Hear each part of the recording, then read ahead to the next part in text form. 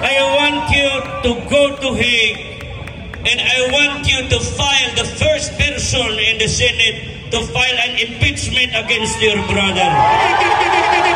Why? Marcos, resign! Marcos, resign! Eto, magaling ka din, Aymiday. Humiwalay ka na dyan sa alyansa na iyan. Tumahimik ka kayong ingay-ingay ninyo. Nagsasalita si tatay dito eh. Birthday ko ngayon, ako ang ano ngayon. Kung ikaw ay nag-worry dyan sa 12 na kasama mo, tandaan mo dahil pag last hour, hindi yan boboto sa iyo. Kompetisyon mo yan. Kaming mga Pilipino ang maglagay sa iyo. Kaya hindi pa ko convince not unless you file an impeachment complaint against the President of the Republic of America. You know, that's how simple it is. You cannot, hindi, huwag nyo na kaming lukuhin. Hindi na kami mga bobo, marunong na ako mag-English eh. Kahit hindi ako nakapag-aral doon sa Harvard, nawala kami pera, 75 lang grado ko. Wala din naman ako nag-ano. Kaya sabi ko, kayo mga taga Manila, naglakad-lakad ako doon. Sabi ko medyo tahimik na mga, alam man yung mga pulis, mag-rally kami dito. Kaya wala lang mga loko-loko. Pero bago ako mag-uwi ng Mindanao, sigurado yung page ko, may mag-ano naman sa akin, punta na kapatayin ka ng, sino magpatay sa akin? Nandito mga pulis kasama namin. Sir, if you, during my speech, I had once a speech for the PNP, I told them, during my presidency, sabi ko, I will do my best to war against the drug. Sabi ko, wala mo magawa, kundi I will have to reinforce and make my policemen empowered. Dublihin ko ang sahod ng mga pulis. Doble na yan! Doble na! Ito na ngayon ang problema ko. Nung nag-umpisa na kami sa war on drug, joker ako eh. Pag nagsabi ako, hindi man ako nagpatay. Nakita yung ako nagpatay ako. You know, some people, they do interpret my words under very demeaning, very low kind of thinking. You do not know me by Adam Q. If you cannot cope up with my thinking, ikaw yan eh, hindi ka matalino eh. Pero ito na, sabi ko naman, ang ICC, pinagbintangan ako, nagpatay ako ng mga ano. Mag-inulog ako sa helicopter, wala man makakita noon, walang witness. You know, I'm telling you this. In law, in accordance with the law, it's not about what you know. It's about what you can prove in the court. But now they have nothing to prove in the court. The people are here speaking for the truth. Ito pa pinaka-worst. Ito ng korte dapat. Court na yan eh. Saan na ngayon ang mukha ng korte? Saan na ngayon ang kredibilidad ng korte? Na sila pang bumaliktad? Pwede ba yun? Ay nako. Kung hindi pwede yun, dapat hindi naaabutan si Marcos ng election next year eh. Pa-impeach na natin yan. Okay, tanungin ko kayo. Kayo, isa-isa. Isang case lang ipapile natin. Republic of the Philippines versus one person. Ano ang i-file natin na kaso? Wag ako, baka titirahin ako. Sabihin niyo! Ano? Hindi. As I told you, it's not about what you know, it's about what you can prove in the court. But what we can prove, if we don't have evidence, we have to challenge him. Drug test here! Bakit ayaw niyo magpa-drug test? Sabi niya. Bongbong, President Bongbong, anong gawin natin sa mga drug na hindi? Babahala kayo, tuloy-tuloy lang kayo dyan. Basta kami, tuloy-tuloy lang kami. Mahaabutan din kayo natin.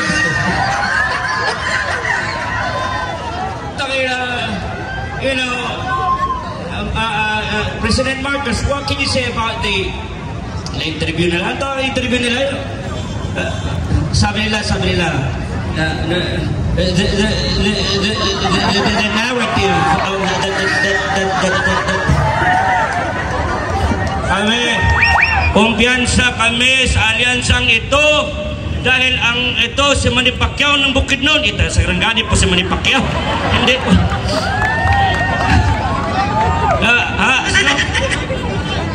Itong Gobernador Bong Revilla, ito si Erwin Tulfo, Laking Davao. Ay naku, Gusto niyo ng presidente na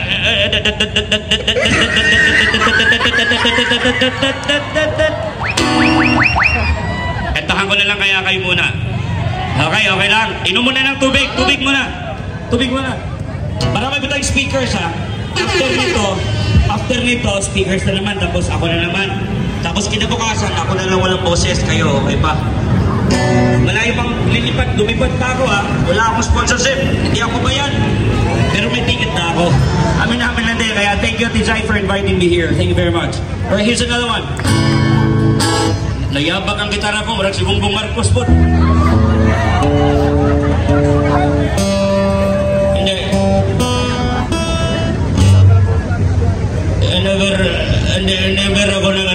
I never said na mag-Marcos ako. Pag nagnakaw ulit yan, bahala kayo.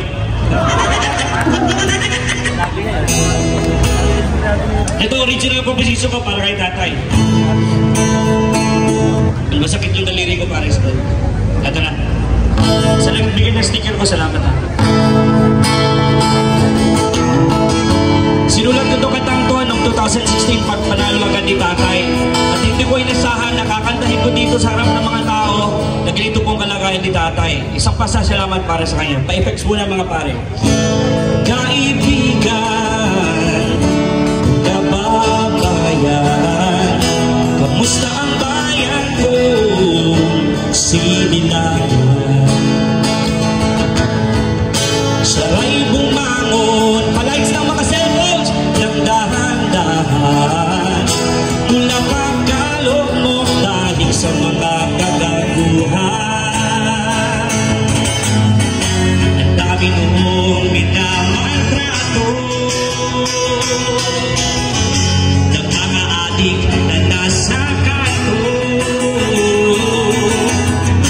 Ngayon nasaan ang mga abusado? Andun sa kulungan ng iba'y saniteryo. Salamat sa'yo!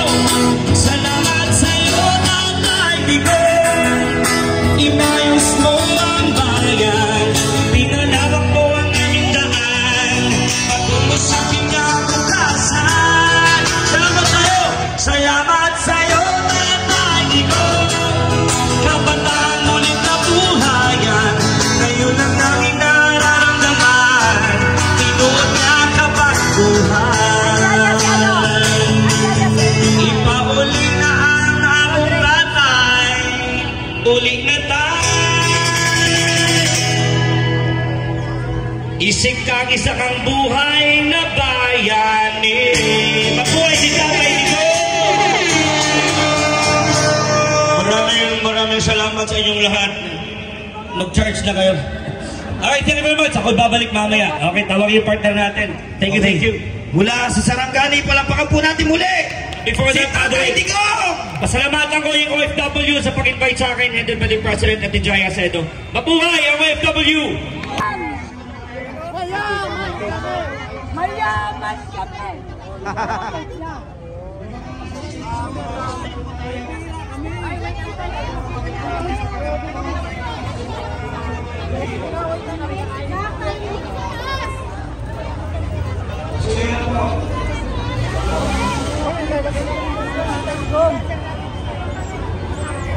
Happy birthday, Tatay!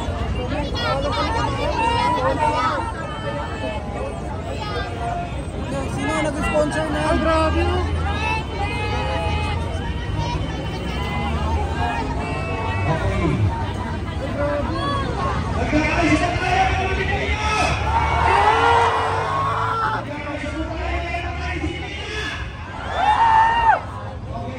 Bukas wala nang post.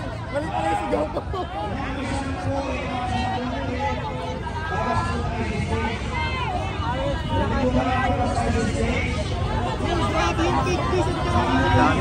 Sa pangalan talaga. Sa pangalan guys.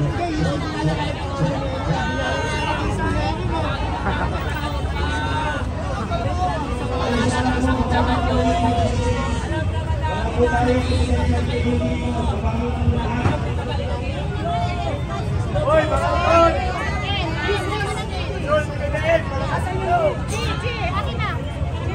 Wala.